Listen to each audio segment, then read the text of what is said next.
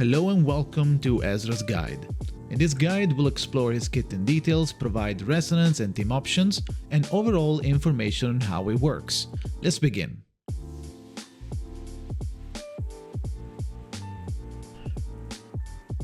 EZRA is a Star of Flatus support, able to deal Genesis damage, shield the party, and apply debuffs to the enemy thanks to the mushroom that he plants during the fight.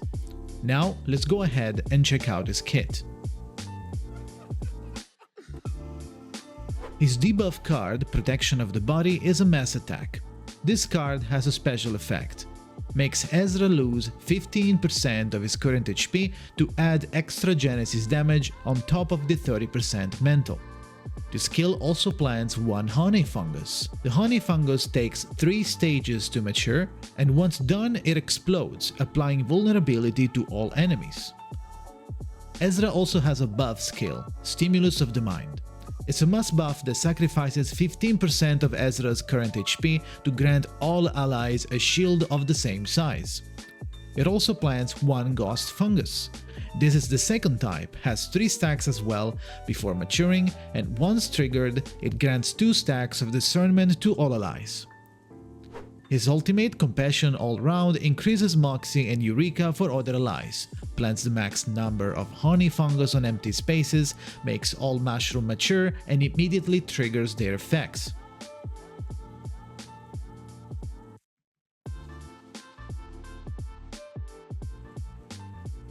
You might think that the HP loss is a downside, but that is technically covered by his Insight.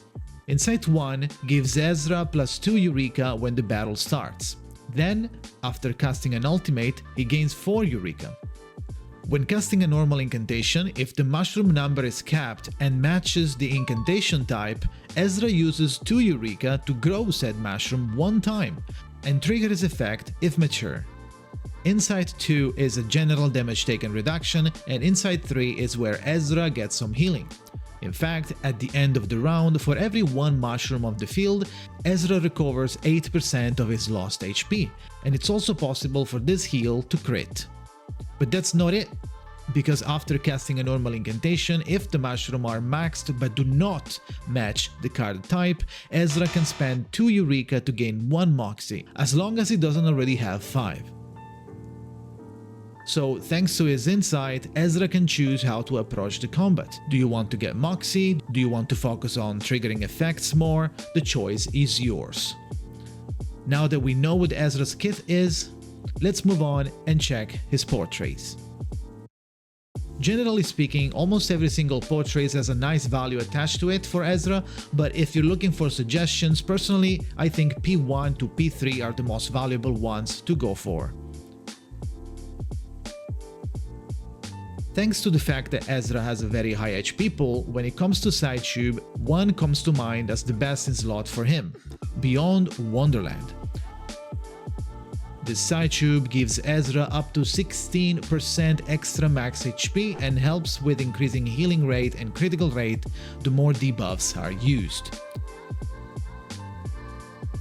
Now let's move on to his resonance. Usually, considering EZRA's role in the team, you'd want as much survivability as possible, but it is an option to take a more offensive approach with either a hybrid or a purely attack-focused resonance.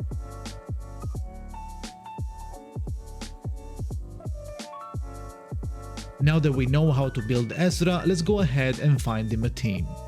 We have to consider that due to EZRA's kit is going to be pretty AP hungry, so it might not be a good idea to pair him with AP hungry carries. That said, providing Moxie and Eureka can help a lot into getting your main DPS into high gears. Here are some examples of teams that you can use EZRA in. You can put EZRA pretty much into every main DPS team you want. It might be harder to set up, but it's definitely possible to use, especially in a 4-man team. Overall, EZRA is a powerful addition to your roster and can help new players getting through harder portion of the content. If you master his kit, he'll be of great help in raids, limbo, and future endgame content. That is it for today's EZRA guide. Consider leaving a like if you enjoyed or subscribe for more videos like this. If you want to catch me live on stream, come to twitch.tv/Jakazin and drop a follow. Thank you for watching and see you next time.